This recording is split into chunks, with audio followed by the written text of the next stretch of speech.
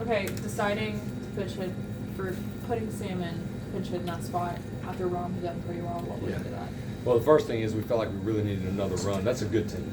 That's the type of team that I told our guys that's who you got to beat as a 4 seed. Today's college game in a regional. They have a good team balance lineup.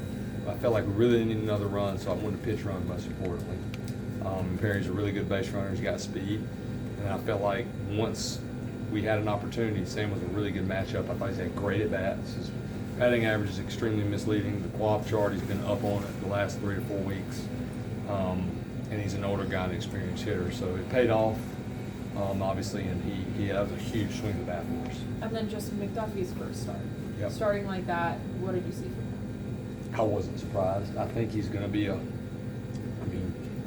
we have 3 unbelievable weekend starters. I'd like for him to be a starter. But the way we've been able to use him is the reason we were able to start him. If you look at his work, rarely has he been taxed. He threw Friday. It was 3 days rest and only threw 60 pitches. But building up to that Friday, he had a full 6 days, and before that he had a full 4 days. So I almost let him throw more. But in my mind, I had 75 tops, and I thought he was outstanding. I think you saw a glimpse of what he's capable of doing, and he reminds me a lot of Trent Thornton his freshman year. I think he can do both. And then, again with the pitching, Olin, he loads the bases and then gets out of that inning. Yeah. A lot of it, him and also that outfield defense. Yeah, no doubt. Olin's been really good for us. He's still got to improve his off speed. If he can get his off speed better, when I say better, more swing and miss and through the zone, his fastball plays up. He's got that good extension. He's hard to square up. Hard to hit the ball in the gap or over the wall with his fastball, so his strikeouts will go up with his off speed. It's gotten better, but he's competing. He's filling up the strike zone. His velocity's getting back up. He did a good job because Lynch has been so good for us, and I thought he made some pretty good pitches and with good stuff, and they just did a good job of moving the ball right there. And Olin came in right after we scored, and they loaded up, and the game's never over. And for us to get out of that, I felt pretty dang good going to the last inning. What goes into improving that off speed? Is it you just have to be more comfortable with those pitches? Is it reps? Is it a mechanical thing? No, it's just, really working on throwing it through the zone. A lot of pitchers want to shape their breaking balls or their sliders when they try to spin the ball early. Same thing with the changeup. And to have a really good off-speed pitch, you have to attack with it like you're trying to throw it 92, 93 miles an hour. Trust your hand placement. And he's just a little early on, but he threw a couple really good curveballs, so he does do a good job of being aggressive with his curveball. But he's a legitimate 4-pitch guy, and I think he's scratching the surface. I think he's got another tick up with everything. I think his velocity has another tick in there too. He's a really young kid. What have you seen from Tyson lately? He seems to have found his power stroke here in the last week or so. Tyson, it's his first year playing at this level. And I think everybody expects like this guy's going to hit 400 with 30 home runs because he had a good fall and a good preseason, but he's had to adjust. But that's what makes Tyson so good is the last game doesn't affect him. The last at bat doesn't affect him. Matter of fact, he helped us win that game on Sunday, and he had a bad day offensively, but he had an unbelievable day defensively. But he doesn't walk in the day, I had a bad day offensively. He doesn't carry it over. He listens. He's coachable. He works hard with Coach Weirs, and that was really good to see him catch that left-handed pitcher because him and Gavin have struggled some against left-handed pitchers. They see the ball so well, they just get a little bit big early. And I thought his timing was really good today, and that was a big spark to him. He crushed that ball. How did you see these guys really? It seemed like they capitalized on almost everything. Yeah. Those mistake pitches. Fred Mason had a lot of errors. How does that serve them well now and then going forward? Yeah, that's what good teams do. That's why we practice so much defense and fundamentals is if you give good teams extra outs, don't defend a bunt, don't make a play, it's hard to prevent a big inning. And our guys are good about that. And we've just got more distribution throughout the lineup. I was really excited for Ron Kellis. I thought he looked really good.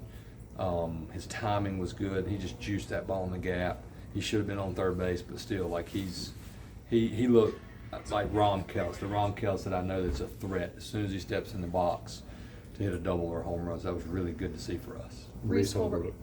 Yeah, Wow. yeah. You know what? Like, Reece has just grown up so much. He is a role guy. but he's always ready. He's worked extremely hard. His attitude's been unbelievable. And it's clear that he wants our team to have success, and whatever that means he does, he's going to be ready for it. His BP's been really good. He's an option for us off the bench. He's an option to pitch run, which is why now, when we do bring him in to pitch run, I'm much more comfortable leaving him in for an at-bat. Gets a bunt down at Pitt, has a good at-bat today. He looked really good. His tempo looked good. So really, I'm just proud of him, and I'm proud of his maturity of, like, hey, you know what, I'm just going to be ready. And I'm not going to be concerned about whether or not I'm in the lineup, but I'll be ready when my name's called. How have you kind of seen those intangibles from him and his play on the field just kind of increase as you've had him? Yeah, he's just matured.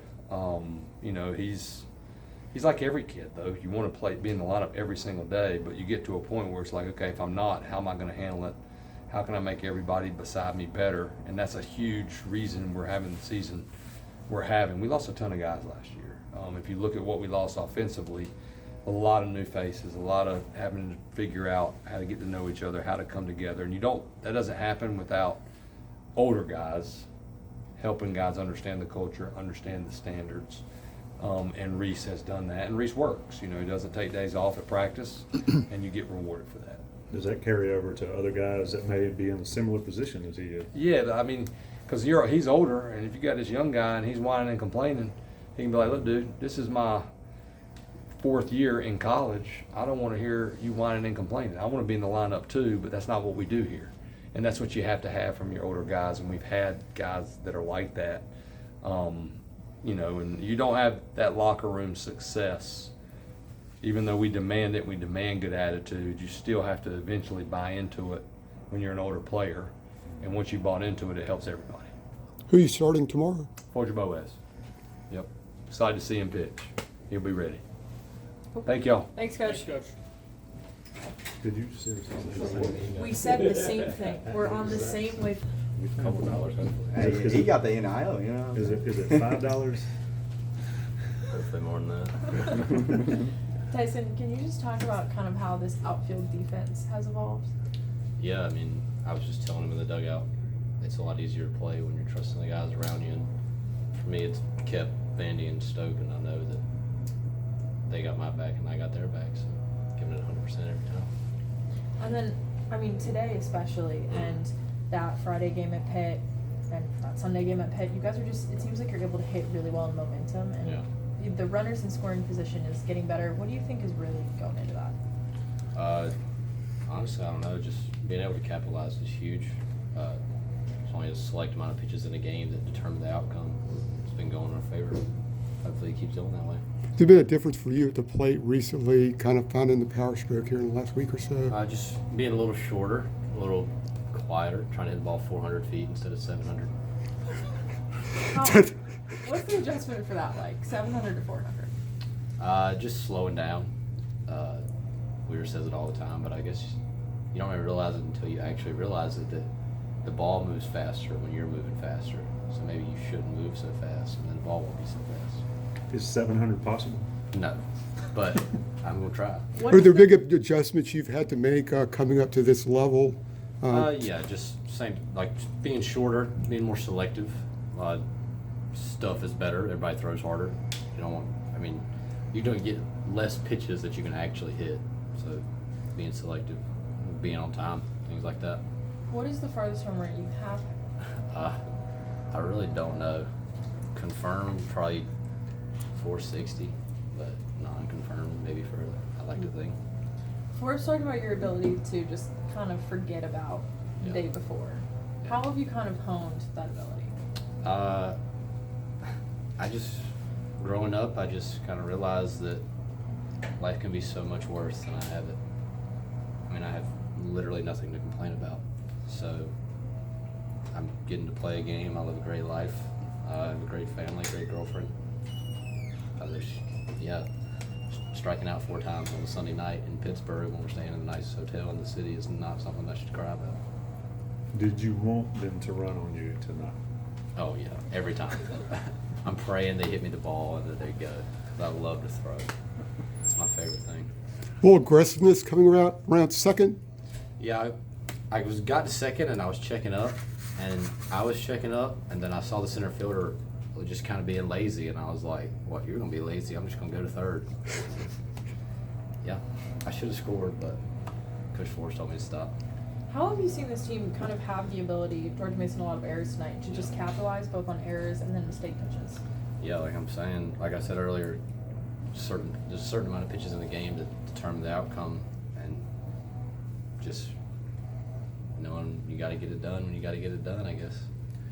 How hard is it to lay off the Incredibly out and hard, away? unbelievably hard. What makes that so tough though? I don't know. It is unbelievably hard. I guess that's just my kryptonite, but it happens to a lot of people. Good. Thanks, Tyson. Thank So, you. a couple games in a row, Forbes, you heard Forbes earlier, got total faith in your game. You've been here for a long time. Just sort of talk about the process of getting to here and then taking advantage of your opportunities. Yeah, obviously I grew up here. My dad played and coached here, so it was always my dream school and where I wanted to be. And then going along with what Coach Forbes said, just maturing as the years go on. If I'm not in the lineup, like not having a bad attitude, I know freshman and maybe sophomore year I didn't handle it like I should have. But yeah, just trying to stay ready. I've always worked hard and yeah, just trying to be ready whenever my time's called and not thinking if I don't get a hit this at bat, I won't be in tomorrow. Just taking advantage of the time when it comes. What do you think has been kind of the biggest step in that kind of that mental process here? Mainly just trying to control what I can control. Like, I can't control if I hit it right at someone, but I can control if I am having a bad attitude before the game or before the time's called, and then I'm not ready when my time's called. So yeah, just knowing that I work hard and that the work ethic will eliminate like the fear that what if this doesn't happen or if I don't get a hit here. Just trying to stay ready and being ready whenever that time is called. When you, obviously staying ready is a thing everybody talks about, but just describe that. You're probably not going to get in the game early, 1 through 5th inning or so, but when it starts getting late in the game, you just, what's Yeah. going on in your head there? A lot of it's situational. Like mainly I've been a pinch runner off the bench, so, and most of the time it's been for a DH. So just knowing like the situations, if it's a close game, and that DH gets on, I'm probably going to be running. So if it's like a 1-run game, tie game, I'm probably going to be the guy to go in there and make a good read and try to score the game-winning run. And then, yeah, just trying to stay loose in the dugout. And then if I do score a run, knowing that it could come back around and I get a chance to hit, and just trying to mentally prepare for that. Just positive self-talk and knowing, like, trusting all the work I've put in. How big of a weapon is the base running skill that this team has? Yeah, it's huge. We got a lot of fast guys. Like y'all saw today, with if a team makes an error, we can kind of jump on it with speed around the bases. Stealing bases is obviously a big thing if we're not hitting homers or driving balls in the gap. Just trying to take an extra 90 whenever we can, and got guys that can get bunts down, get the extra 90, dirt ball reads, all that stuff. When it's coming back around, you know you're going to get that bat. Most of these guys get 4 and 5 a game. You miss that opportunity, whatever. I've got another one. For you, it's usually one and done. Mm-hmm. How's that maturity helped you sort of Yeah. produce in that moment? Yeah, I know freshman year I did not approach it the right way and thought I have to get a hit here. That way I can play the next day, or if I don't get a hit here, I might not play for a while. And now it's just more of, all right, I've got this opportunity and I just need to be locked in for it and not chase a hit and swing at balls out of the zone or try to do something, hit a ball over the net. Just try to put a good swing on a ball and trust the BP, trust the tee work, all the early stuff, and yeah, just take advantage by not letting it overwhelm me instead of just being present in the moment.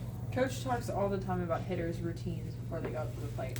How do you keep that kind of consistent even when you don't exactly know when those bats are going to Yeah.